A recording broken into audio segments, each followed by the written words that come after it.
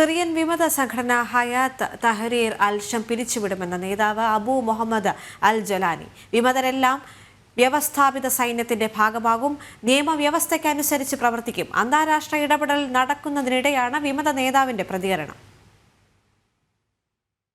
സിറിയയിലെ നിലവിലെ ഭരണ സംവിധാനങ്ങളുമായി നയതന്ത്ര ബന്ധം സാധ്യമെന്ന നിലപാടാണ് അമേരിക്കയും ബ്രിട്ടനും ഇക്കഴിഞ്ഞ ദിവസം പങ്കുവച്ചത്.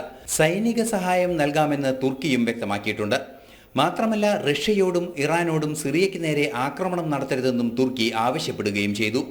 ഈ പശ്ചാത്തലത്തിലാണ് അബു മുഹമ്മദ് അൽ ജലാനി പുതിയ പ്രസ്താവന നടത്തിയിരിക്കുന്നത്.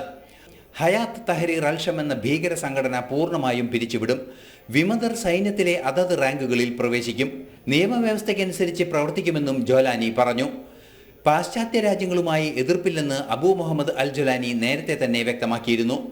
തുടർന്നാണ് ആന്റണി ബ്ലിങ്കൻ തുർക്കി സന്ദർശിക്കുന്നതും മധ്യസ്ഥ ചർച്ചകൾക്ക് തയ്യാറെടുക്കുകയും ചെയ്യുന്നത്. പക്ഷേ അമേരിക്കയും ബ്രിട്ടനും HTSനെ ഭീകര സംഘടനയുടെ പട്ടികയിൽ തന്നെയാണ് ഉൾപ്പെടുത്തിയിരിക്കുന്നത്. ഈ നിലപാടിൽ നിന്നും ഇരു രാജ്യങ്ങളെയും പിന്തിരിപ്പിക്കുക എന്ന ലക്ഷ്യം കൂടി പ്രഖ്യാപനത്തിന് ഉണ്ടെന്നാണ് നിരീക്ഷകരും കരുതുന്നത്. മാത്രമല്ല, റഷ്യ, ഇറാൻ തുടങ്ങിയ രാജ്യങ്ങൾ സിറിയൻ നീക്കങ്ങളോട് പ്രതികരിച്ചിട്ടുമില്ല. ബഷാർ അൽ അസദിനു വേണ്ടി റഷ്യയും ഇറാനും നടപടികൾ സ്വീകരിക്കുമോ എന്ന ആശങ്ക നിലനിൽക്കുന്നത് കൂടിയാണ് ഇത്തരമൊരു തീരുമാനത്തിലേക്ക് HTSനെ നയിച്ചത് എന്നും കരുതപ്പെടുന്നു. ഇന്റർനാഷണൽ ഡെസ്ക്, ജനം.